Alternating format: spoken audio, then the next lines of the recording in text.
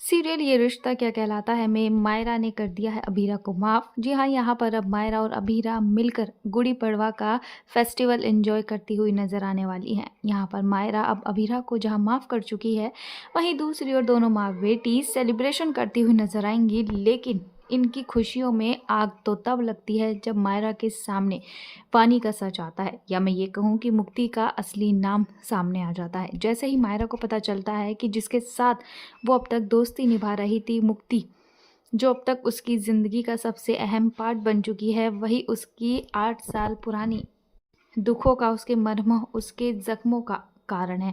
यहाँ पर जैसे ही मायरा को पता चलता है कि मुक्ति ही वानी है, तो मायरा गुस्से से आग बबूला हो जाती है और वो मुक्ति की क्लास लगा देती है। पर दोस्तों, यहाँ पर मुक्ति को तो कुछ भी याद नहीं है। यहाँ पर मायरा जैसे ये जान पाती है कि मुक्ति अपनी याददाश्त भूल चुकी है, उसे अपना बचपन याद नहीं है, उसे हम सब याद नहीं है, तो मायरा को लगता है कि मुक्ति से इस बारे में बात करना ही बेकार रहेगा। लेकिन दोस्तों, मायरा शांत नहीं बैठती है। पहले वो मुक्ति पे चिल्लाती है और उस पर इल्ज़ाम लगाती है कि उसकी वजह से उसका परिवार टूटा था, वो अपने परिवार से दूर हो गई थी, अपनी माँ से दूर हो गई थी, ये सब कुछ वानी की वजह से हुआ था। पर दोस्तों, यहाँ पर मायरा जैसे ही मुक्ति को परेशान करती है, उस पर चीखती है, उस पर चिल्लाती है, उसी दौरान यहाँ पर मुक्ति को थोड़ा थोड़ा धुंधला धुंधला सब कुछ याद आने लग जाता है, जिसकी वजह से मुक्ति के दिमाग पर जोर पड़ता है और मुक्ति चक्कर खाकर गिर जाती है।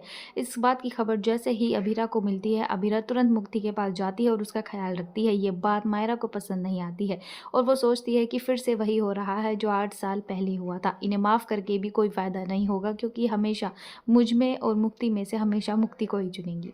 सीरियल में आया ये ट्विस्ट आपको कैसा लगा? कमेंट सेक्शन में अपनी राय ज़रूर से ज़रूर दीजिएगा।